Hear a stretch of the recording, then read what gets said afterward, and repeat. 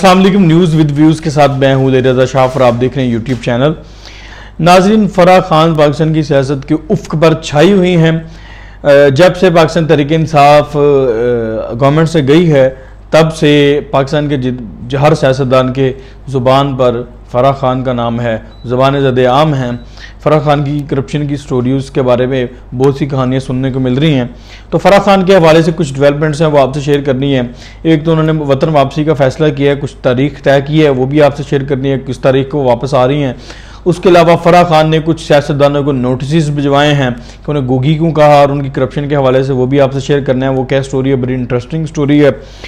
और उसके अलावा फराह खान के हवाले से एक और अहम स्टोरी ये शेयर करनी है कि उनके घर पर इंकशाफ हुआ है अहम कि जब पाकिस्तान तहरीक इंसाफ के चेयरमैन इमरान खान साहब वज़ीर आज़म बने थे, उसके एक माह बाद फराह खान के लाहौर में DHA के घर पर पुलिस एहलकारों की जो तैनाती हुई हिफाजत के लिए, उनकी सिक्योरिटी पर तैनात किए गए, उस पर कुछ इंकशाफात हुए, वो आपसे शेयर करना है। शुरू करते हैं कि फराह खान की जो वतन वापसी के हवाले से कुछ खबरें आ रही हैं। गवर्नमेंट ने जब ये ऐलानात किए कि हर सूरत फराह खान को वतन वापस लाया जाएगा और हर मुमकिन कोशिश की जाएगी, और यहाँ पर कुछ कोशिशें हो रही थी उनके रेड वारंट जारी करने के हवाले से, उनको इंटरपोल के ज़रिए वापस लाने के हवाले से। तो मीनवाइल जब उनको ये पता चला, इन तमाम चीज़ों से अवॉइड करने के लिए फराह खान और उनके जो हस्बैंड है एहसन जमील गुजर, उन्होंने ये फैसला किया है कि वो 12 मई के दरमियान जो है पाकिस्तान वापस आ जाएंगे।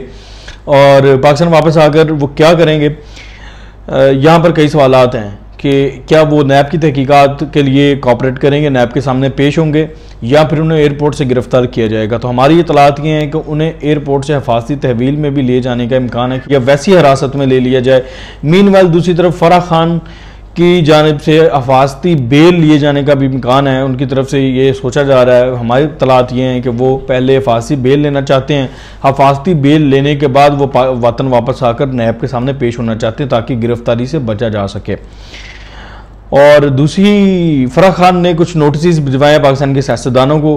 अतात अडर साहब को जो मुस्लिम लीग नून के रहनुमा है, उनको नोटिस भिजवाया गया है कि उन्होंने उनको गोगी क्यों कहा, प्रेस कॉन्फ्रेंस में उनका नाम बिगाड़ा है। और दूसरा, उन्होंने जो उनके ऊपर एलिगेशंस लगाए करप्शन पे, उन पे फराह खान ने कहा कि वो गैर मशरूत माफ़ी मांगे। दूसरी तरफ अतात अडर साहब का जो रद्दमल आया है, अतात अडर साहब ने कहा है कि पहले तो मैं इस पे अदालत में खुद अपने वकील को पेश करना चाहता था, लेकिन अब मैं खुद पेश होकर जो है वो इस पर वजाहत दूंगा और बताऊंगा। अतात अडर साहब के बारे में बता दूं कि अतात अडर साहब जब वज़ीर पंजाब शहबाज शरीफ साहब थे यहाँ पर, तब वो उनके साथ उन्होंने बहुत क्लोजली काम किया। तो अतात अडर साहब को पंजाब की ब्यूरोक्रेसी का, पंजाब के बहुत से इंतजामी अमूर का पता है।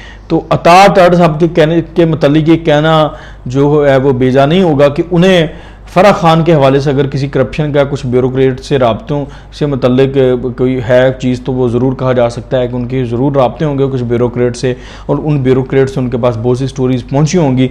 तो हो सकता है कि वो कोई सबूत भी पेश करें वहाँ पर जो उन्होंने बात की है, क्योंकि अतात अडर साहब के मामला तो ठीक रहे हैं पंजाब में, पंजाब की ब्यूरोक्रेसी के साथ उन्होंने काम किया 5 साल, और शहबाज शरीफ के साथ बहुत अच्छे तरीके से उन्होंने काम किया है। तो अतात अडर साहब देखते हैं अब जब अदालत में पेश होंगे तो फिर उसमें क्या होगा। दूसरा, फराह खान के घर की सिक्योरिटी जो DHA में उनका घर है, उस पर बात करें। ये देखें, रियासत मदीना का इमरान खान साहब नारा लगाते थे, रियासत मदीना की बात करते थे। तो रियासत मदीना में अदल जो है ना, अदल को बहुत वो तकवीयत थी, अदल को बहुत ज़्यादा अहमियत हासिल थी।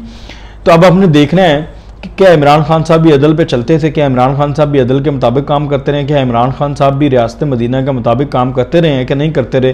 तो अगर देखा जाए तो बहुत सी चीज़ें जो है वो मुतजाद हैं। जैसे इमरान खान साहब की गवर्नमेंट आई, एक माह बाद फराह खान साहिबा का जो लाहौर में घर है, वहाँ पर 12, हमारी जो इतलात है, हमारे जो ज़राए बता रहे हैं, 12 पुलिस एहलकार तैनात कर दिए गए थे उनकी सिक्योरिटी के लिए, जो कि 3 शिफ्टों में काम करते थे। 24 घंटे फराह खान के घर की जो सिक्योरिटी यकीनी बनाई गई थी। और वो अगर देखा जाए तो फराह खान ना तो कोई सियासतदान थी, ना ही कोई पब्लिक ऑफिस होल्डर थी, और ना ही उनकी जान को कोई खतरा था, ना कि इस हवाले से कोई थ्रेट था। तो अगर देखा जाए तो उन्हें ये जो सिक्योरिटी दी गई थी, जो 24 घंटे उनके पास रहती थी पुलिस एहलकार 12, वो किस कैपेसिटी में दिए गए थे, वो किस बुनियाद पर दिए गए थे। क्योंकि ये जो पुलिस है, इनको जो तनख्वाह दी जाती है, इनका जो खर्चा है वो टैक्स पेयर से दिया जाता है, और टैक्स पेयर कौन है, पाकिस्तान के अवाम।